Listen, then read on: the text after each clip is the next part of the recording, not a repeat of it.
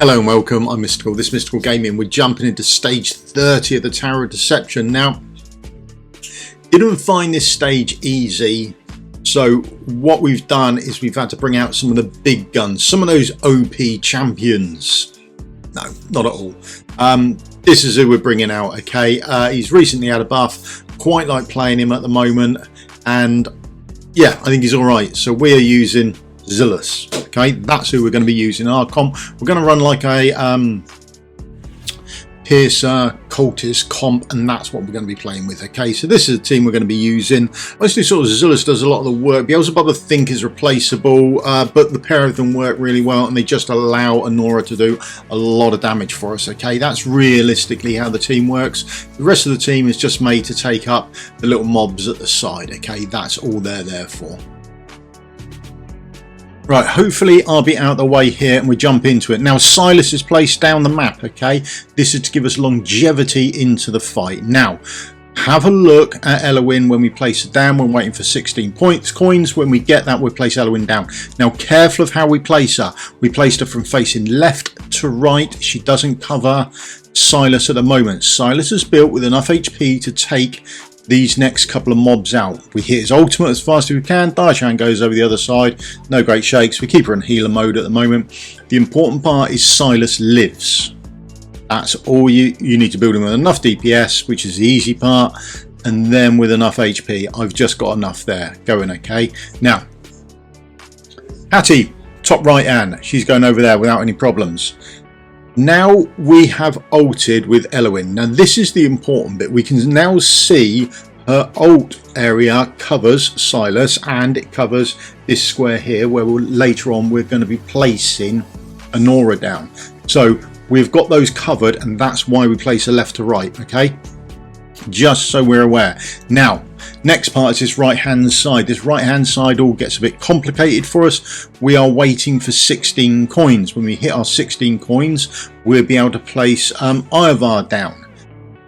Other than that, our right hand side is done. We've got another 6 mobs to kill. If we kill those, we are looking good for the rest of the fight. This is probably the hardest part of it. Now, our marksman will attack airborne units, so we have waited. That airborne unit coming down is now over at one square. So Ivar being a lord, he gives himself that one range. He's going to get that extra range. He will attack an airborne unit as priority. So this airborne unit will now be hit, which is absolutely fine. That's what we want to do. So Ivar attacks the airborne unit. Brilliant. And we can happily move along with that going on.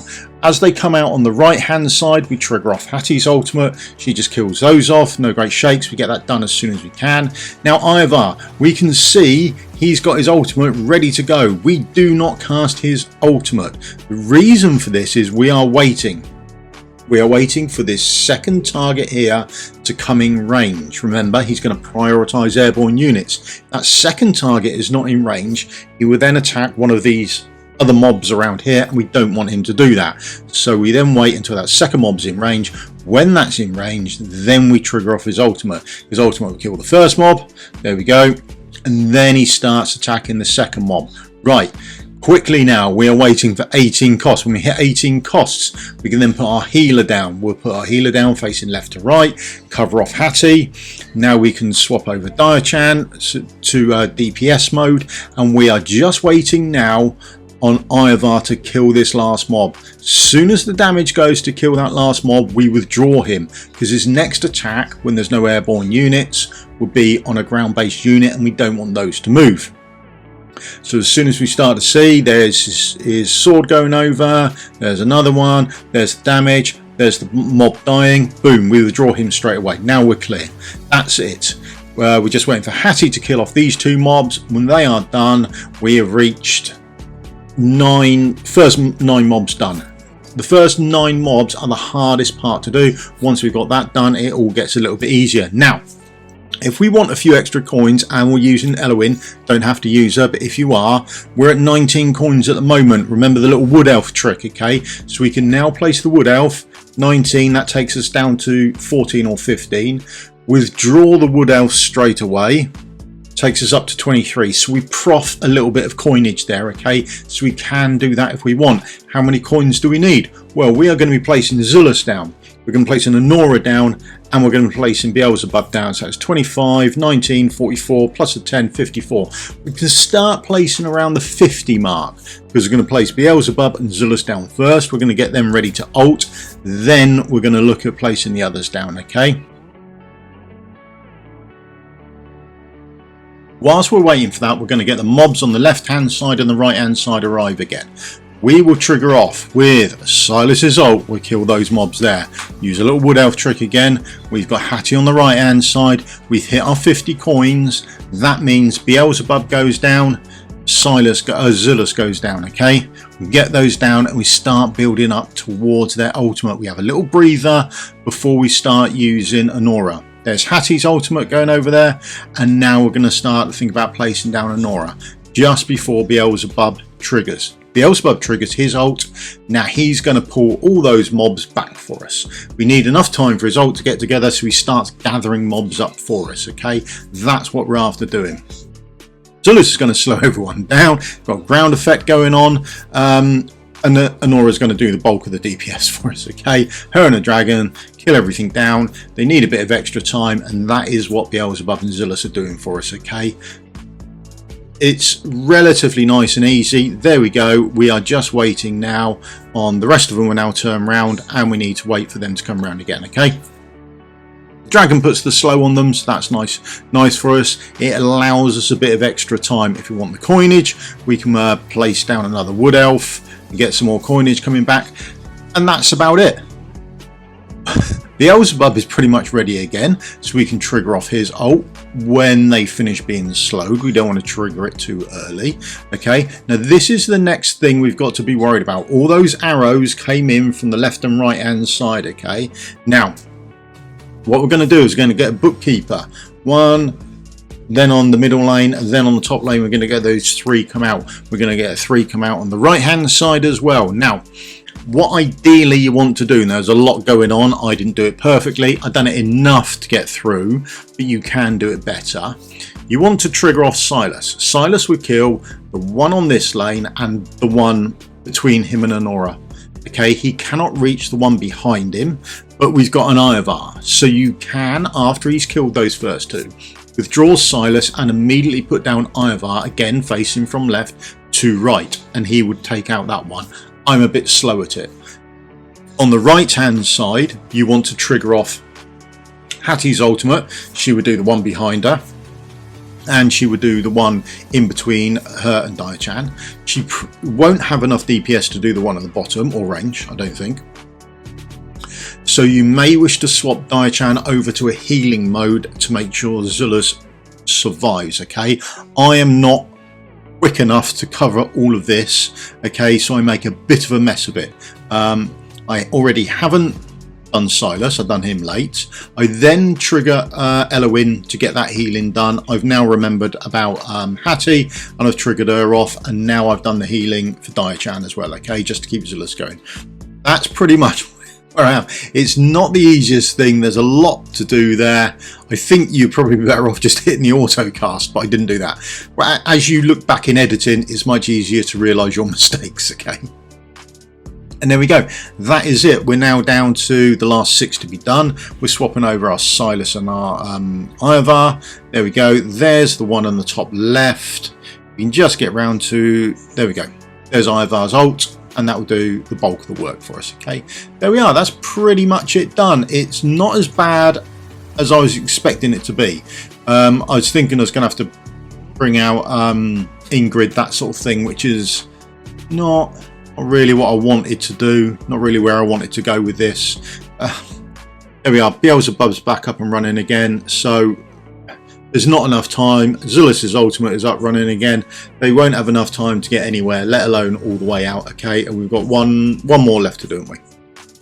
That's it, all done, 3-starred, relatively easy.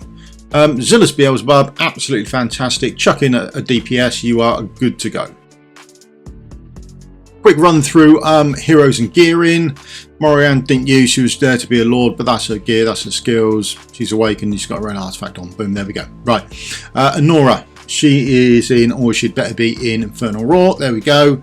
Her skills will be all done. Awakening, I have got her at a 1, and artifact wise, she's got her own exclusive artifact on at 16. Okay. Beelzebub, now I think this is where it starts to get a bit more interesting for us. So Beelzebub, we've gone fully promoted. There's the gear he's gone in. I've gone for Infernal Roar. His skills are not all done. So if you wanted some flex in the team, I think you could possibly do without Diachan, and you could skill up some of the heroes. Okay, so there we go. Beelzebub isn't fully skilled up. Awakening, I've got about A1. Artifact he's got, I went for this artifact. I don't know if it's usable or not, or whether you'd be better off with another one. I was trying to get his ultimate back as quickly as I can. Okay, so I went for that. Whether it's worth it or not, I'm not really sold on it, to be honest. I think maybe his own one, or maybe the one that does rage regen a bit quicker, the legendary one. And again, we've got Zelus. Now, absolutely fantastic, does a lot of damage. I mean, controls everything really well for us. Gear, he's in the exclusive set, so we get from him, so we get that long ultimate going on. We get the extra damage on the slow for the cultist one as well. Okay, his skills, again, not all done. Okay, this is why I think that right hand side, Tier of Twilight, I think that right hand side you can do some changes with regards to these two and Diachan. I think you've got some play around that. Okay, so if you didn't have an Ivar, you could put in any lord and then just take other archers. Healer can be anyone. She's just healing 2 or 3 squares to her right. That's about all she's doing, really. Okay, I don't think I used her for anything else, but if you've got that width of healing, then you can probably heal up Diachan as well. That might be worthwhile for you. After that, we've got Ivar. He's still in IR because I haven't changed him for the last couple of days now. Skills are all done. Awakening, he's not awakened, and he's got his own artifact at 13 that we all know about now. Silas, again, is promoted. Gear, he's in IR. Skills are all done, and he's bonded. He's at A2, and he's got his own exclusive artifact at 16. Again, you just need him tanky enough to be able to survive those first couple of hits. Okay, to play around with that. Diachan, she is in Wings of Grace, and then she's at A2, and then she's got her own exclusive artifact on. Hattie, I've got her, so she's in Soulbound Arcana. Now, if you want, you could trigger off Diachan a couple of times to try and get her ultimate up a bit more, if you wanted to, if you had her in Soulbound Arcana. Remember, that is a distinct possibility for you. Skills are all done. She's at A1. Now I add her in her own exclusive. You may wish to change artifacts, or you may wish to put her in the healing one, depending on how you're running that top right hand corner. Okay, she's not the only one. You could use some of the other heroes as well that do, preferably invisibility would work well for you. Eloin, she's in Invig set. Skills are all done. Now I'm thinking she might be the only one available for this, but then there's also the legendary healer, the lizard that throws out 1 to anyone on the battlefield, very possibly usable as well. Okay, so she might not be the only one, but she's got that square behind her going up and down as well, so her range is quite unique and came in quite handy for us. Okay, so bear that in mind. And then artifact wise, she's just got that one on, and that's pretty much it. That's the team. Try to stay away from things like Ingrid. Easy to stay away from Laura because I don't have her. But yeah, this is the other healer I think might be usable. He's got an 18 cost, so he costs a little bit more as well. That's going to factor into when you can put down some of your other heroes. Okay, so that might be an issue for you. But that's stage 30 all done and dusted. Okay. Thank you very much for your time. I hope you enjoyed it. I hope you get it cleared. Good luck to you. Thank you very much for your time. If you've done any little changes to the comp, let us know in the comments below. Really good for other people coming through afterwards. Okay, but thank you very much for your time. If you can do the old thumbs up, like and subscribe on your way out the door, be much appreciated. And I'll see you all in the video again soon. Cheers. Bye.